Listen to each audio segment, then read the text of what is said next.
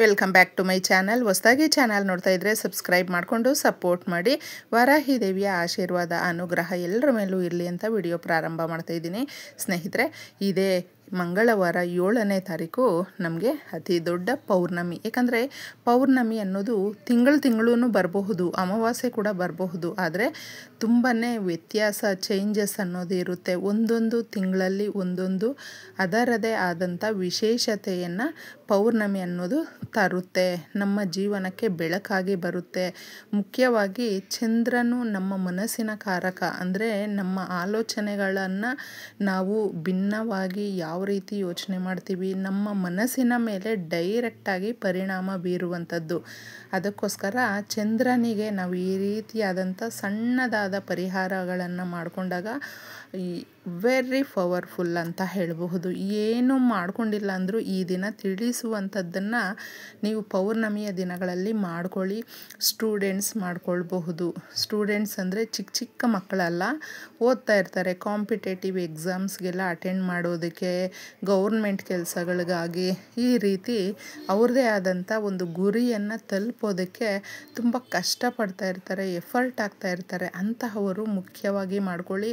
ಮನೆಯಲ್ಲಿ ನಾವು ಆಲೋಚನೆ ಯಾವ ರೀತಿ ಮಾಡ್ತೀವಿ ನೋಡಿ, ಅದರ ಮೇಲೆ ನಮ್ಮ ಪ್ಲ್ಯಾನಿಂಗ್ಸ್ ಅನ್ನೋದು, ನಮ್ಮ ಫ್ಯೂಚರ್ ಅನ್ನೋದು, ನಮ್ಮ ಮನಸ್ಸು ಒಂದು ದೃಢ ಸಂಕಲ್ಪ ಮಾಡಿಕೊಂಡಾಗ ದೃಢ ನಿರ್ಧಾರಗಳನ್ನು ತಗೊಳ್ಳುವಂಥದ್ದು. ಅದಕ್ಕೆ ಮನಸ್ಸಿನ ಕಾರಕ ಅಂತ ಚಂದ್ರನನ್ನು ಹೇಳ್ತೀವಿ. ಚಂದ್ರನಿಗೆ ನಾವು ತಪ್ಪದೆ ಈ ರೀತಿ ಸಣ್ಣ ಪರಿಹಾರವನ್ನು ಮಾಡಿಕೊಳ್ಳುವಂಥದ್ದು. ಅಂದರೆ ನೀವು ಬೆಲ್ಲದ ಅನ್ನ ಪರಮಾನ್ನ ಅಂತ ಹೇಳ್ತೀವಿ. ಈ ರೀತಿ ಅದನ್ನು ಪರಮಾನ್ನ ಆದರೂ ಮಾಡಬಹುದು, ನೀವು ಸ್ವೀಟ್ ಏನಾದರೂ ಮಾಡಬಹುದು, ನಿಮಗೆ ತೋಚಿದ ಪಾಯಸನಾದರೂ ಮಾಡಬಹುದು, ಇಲ್ಲ ಕನಿಷ್ಠ ಪಕ್ಷ ಹಾಲು ಆದರೂ ನೀವು ಕಾಯಿಸಿಬಿಟ್ಟು ಇಡಬಹುದು. ಈ ಥರ ಯಾಕೆ ಇಡಬೇಕು ಅಂತ ಹೇಳ್ತೀನಿ. ಒಂದು ಬಟ್ಲಲ್ಲಿ ನೀವು ರಾತ್ರಿ, ಸ್ನೇಹಿತರೆ, ಆ ಕಿರಣಗಳು ಬೀಳುವಂಥ ಜಾಗದಲ್ಲಿ ತುಂಬಾ ಕೌಂಟ್ಲೆಸ್ ಜನ ಈ ಪರಿಹಾರಗಳನ್ನು ಮಾಡ್ಕೊಳ್ತಾರೆ. ನಮಗೆ ಡೈರೆಕ್ಟಾಗಿ ನಮ್ಮ ಶುದ್ಧವಾದ ಆಲೋಚನೆಗಳು ನಮಗೆ ಮೂಡುತ್ತೆ. ಆರೋಗ್ಯ ಅನ್ನೋದು ವೃದ್ಧಿಯಾಗುತ್ತೆ. ಮನಸ್ಸು ಅನ್ನೋದು ತುಂಬ ತಿಳಿಯಾಗುತ್ತೆ. ಈ ರೀತಿ ಏನಾದರೂ ಒಂದು ಪ್ರಸಾದವಾಗಿ ಇಟ್ಬಿಟ್ಟು ನೀವು ಚಂದ್ರದೇವನನ್ನು ಕೇಳ್ಕೊಳ್ಳಿ.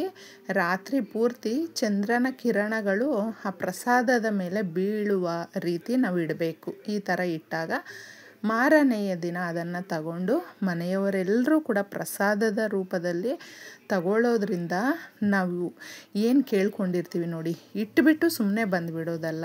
ಇಟ್ಟಾಗ ಸಂಕಲ್ಪ ಮಾಡ್ಕೊಳ್ಬೇಕು. ಚಂದ್ರದೇವನನ್ನು ನೋಡುತ್ತಾ ಕೇಳ್ಕೊಂಡಿದ್ದೆ ಪೂರ್ತಿಯಾಗಿ ಆ ಬ್ರೈಟ್ನೆಸ್ ಅನ್ನೋದು ಎಷ್ಟು ಹೊಳಪು ಮೂಡುತ್ತೆ ಅಂದರೆ ನೀವು ಆಕಾಶವನ್ನು ನೋಡಿದಾಗ ನಿಮಗೆ ಗೊತ್ತಾಗ್ಬಿಡುತ್ತೆ. ಈ ಥರ ಮಾಡ್ಕೊಳ್ಳಿ ಸಣ್ಣದಾಗಿ. ಇನ್ನು ಮುಖ್ಯವಾಗಿ ಮನೆಯಲ್ಲಿ ಈ ಪದಾರ್ಥಗಳನ್ನು ಆ ದಿನ ತಿನ್ನಲೇಬಾರ್ದು. ಮನೆಗೂ ತಗೊಂಡು ಬರಬೇಡಿ ಸ್ನೇಹಿತರೆ. ನುಗ್ಗೆ ಸೊಪ್ಪು, ನುಗ್ಗೆಕಾಯಿ, ಇದನ್ನು ನಾವು ಯಾವುದೋ ಒಂದು ರೂಪದಲ್ಲೂ ಕೂಡ, ಪಲ್ಯ ರೂಪದಲ್ಲಿ, ಸಾಂಬಾರು ರೂಪದಲ್ಲಿ ಕೂಡ ಅದನ್ನು ತಿನ್ನಬಾರ್ದು. ಕೆಲವೊಂದು ದಿನಗಳು ಆ ರೀತಿ ಇರುತ್ತೆ. ದರಿದ್ರವನ್ನು ತಂದು ಕೊಟ್ಬಿಡುತ್ತೆ. ಜಾಸ್ತಿ ದರಿದ್ರ ಅನ್ನೋದು ಎಷ್ಟೆಲ್ಲ ಶ್ರೀಮಂತಿಕೆ ಇದ್ದರೂ ಕೂಡ ಕಡುಬಡವನನ್ನಾಗಿ ಮಾಡಿಬಿಡುತ್ತೆ. ಅದಕ್ಕೆ ನಾವು ಇದನ್ನು ಅವಾಯ್ಡ್ ಮಾಡಿದ್ರೆ ತುಂಬ ಚೆನ್ನಾಗಿರುತ್ತೆ. ಇನ್ನು ಬೆಂಡೆಕಾಯಿಯನ್ನು ಕೂಡ ನಾವು ತಗೊಂಡು ಬರಬಾರ್ದು. ಓಕ್ರಾ ಅಂತ ಹೇಳ್ತೀವಿ, ಅದನ್ನು ತಿನ್ನಲೂಬಾರ್ದು. ಅದು ತುಂಬ ಜಿಡ್ಡಾಗಿ ಇರುತ್ತೆ. ಅದು ಎಷ್ಟು ಆರೋಗ್ಯಕ್ಕೆ ಒಳ್ಳೆಯದೋ ಈ ದಿನಗಳಲ್ಲಿ ತಿನ್ನಬಾರ್ದು ಸ್ನೇಹಿತರೆ. ಇದನ್ನು ನೀವು ತಂದು ಕೂಡ ತಿನ್ನಬೇಡಿ. ನಾನ್ ವೆಜ್ ರೂಪದಲ್ಲಿರುವಂಥ ಯಾವುದೇ ಪದಾರ್ಥಗಳನ್ನು, ಮೀನಿಂದ, ಎಗ್ಗಿಂದ ಯಾವುದೂ ಅಷ್ಟೇ ಆ ದಿನ ತಿನ್ನಬೇಡಿ. ಹಾಗೆ ಕೆಂಪು ಪದಾರ್ಥಗಳಿಂದ ಇರುವಂಥದ್ದು, ಟೊಮೊಟೊವನ್ನು ತಿನ್ನಬಾರ್ದು. ಮಂಗಳವಾರ ಕುಜನ ದೋಷ ಜಾಸ್ತಿ ಆಗುತ್ತೆ. ಹಾಗೂ ಬೇಳೆಕಾಳು, ಮೈಸೂರು ಬೇಳೆಯನ್ನು ಮುಖ್ಯವಾಗಿ ತಿನ್ನಬಾರ್ದು. ಬೇಳೆ ಪದಾರ್ಥಗಳನ್ನು ಆ ದಿನ ಪೂರ್ತಿಯಾಗಿ ನಾವು ಅವಾಯ್ಡ್ ಮಾಡಿಬಿಡಬೇಕು. ಯಾಕಂದರೆ ಈ ವಸ್ತುಗಳು ಕೆಲವೊಂದು ತೋರಿಸಿದಾಗ ಅದನ್ನು ನಾವು ಒಂದು ಲಿಸ್ಟ್ ಮಾಡಿಕೊಂಡು ಆ ದಿನ ಹೆಣ್ಮಕ್ಳು ಮನೆಯಲ್ಲಿ ಅಡುಗೆಯನ್ನು ಈ ರೀತಿ ಪದಾರ್ಥಗಳನ್ನು ಬಳಸಿ ಮಾಡೋದಕ್ಕೆ ಹೋಗಬೇಡಿ. ನಮ್ಮ ಮನೆಯ ಅಭಿವೃದ್ಧಿ ಅನ್ನೋದು ನಮ್ಮ ಕೈಯಲ್ಲೇ ಇರುತ್ತೆ ಸ್ನೇಹಿತರೆ. ನೀವು ಚೆನ್ನಾಗಿರ್ಬೇಕಲ್ವಾ? ಅದಕ್ಕೋಸ್ಕರ ಇದೊಂದನ್ನು ಆ ದಿನ ಸ್ವಲ್ಪ ಚೇಂಜಸ್ ಮಾಡ್ಕೊಳ್ಳಿ. ಮುಖ್ಯವಾಗಿ ನಮಗೆ ಪೌರ್ಣಮಿ ಇರೋದ್ರಿಂದ ಒಂದು ಶುದ್ಧವಾದ ತಾಮ್ರದ ಚೊಂಬನ್ನು ಅದರ ತುಂಬ ನೀರನ್ನು ತಗೊಂಡು ಸ್ವಲ್ಪ ಅರಿಶಿಣ ಸ್ವಲ್ಪ ಬೆಲ್ಲವನ್ನು ಒಂದು ತುಂಡು ಬೆಲ್ಲವನ್ನು ಹಾಕಿಬಿಟ್ಟು ನಮ್ಮ ಮನೆಯಲ್ಲಿ ಯಾವಾಗಲೂ ಅಷ್ಟೇ ಸುಖ ಶಾಂತಿ ನೆಮ್ಮದಿ ಮಂಗಳಕರವಾದ ಕಾರ್ಯಗಳು ಶುಭ ಕಾರ್ಯಗಳು ನಡೀಬೇಕು, ಗುಡ್ ನ್ಯೂಸ್ ಕೇಳಬೇಕು, ನಾವು ಶುಭ ಸಮಾಚಾರಗಳನ್ನೇ ಕೇಳ್ತಾ ಇರಬೇಕು, ಈ ಥರ ಒಳ್ಳೆಯದಾಗಬೇಕು ನಮಗೆ ಅಂತಂದ್ಬಿಟ್ಟು ನೀವು ಕೇಳ್ಕೊಂಡಿದ್ದೆ ಸೀದಾ ತಗೊಂಡೋಗ್ಬಿಟ್ಟಿದ್ದೆ ಇದನ್ನು ಬೇವಿನ ಮರದ ಹತ್ರ ಹಾಕ್ಬಿಟ್ಟು ಬರಬೇಕು. ಬೇವಿನ ಮರದ ಬುಡದ ಹತ್ರ ಹಾಕ್ಬಿಟ್ಟು ಮುಟ್ಟಿಬಿಟ್ಟು ನಮಸ್ಕಾರ ಮಾಡಿ ನಿಮ್ಮ ಕೋರಿಕೆಗಳನ್ನು ಹೇಳ್ಕೊಂಡು ಸಮಸ್ಯೆಗಳನ್ನು ಹೇಳ್ಕೊಂಡು ಈ ಪರಿಹಾರವನ್ನು ಪುಟ್ಟದಾಗಿ ಎಷ್ಟು ಈಸಿಯಾಗಿರುತ್ತೆ ಸ್ನೇಹಿತರೆ.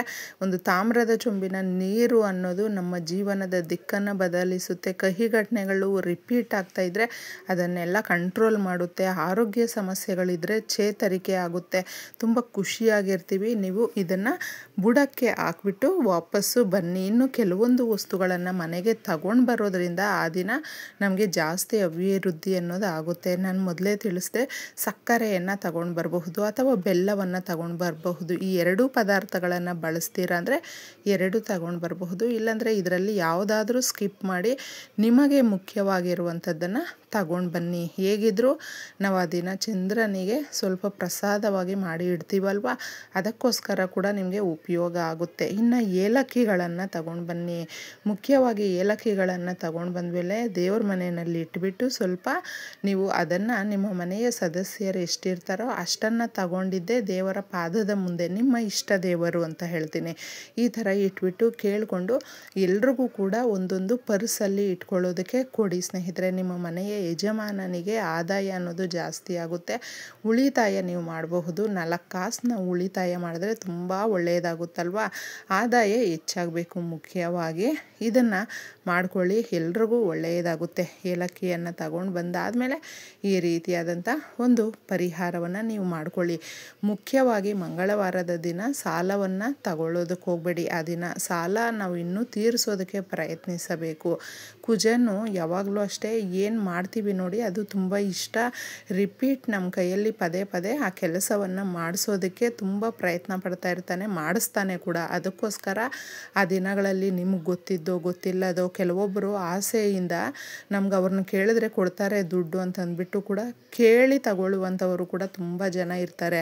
ಆದರೆ ನಾವು ಆ ರೀತಿ ಬುದ್ಧಿ ತೋರ್ಸೋಕೆ ಹೋದರೆ ಅದು ನಾವೇ ಕಷ್ಟಕ್ಕೆ ಗುರಿಯಾಗ್ಬಿಡ್ತೀವಿ. ಈ ಥರ ಎಲ್ಲ ಮಾಡೋದಕ್ಕೆ ಹೋಗ್ಬೇಡಿ. ಸಾಲ ತಗೊಂಡಿದ್ರೆ ಇನ್ನೂ ಕೊಡೋದಕ್ಕೆ ಪ್ರಯತ್ನಿಸಿ.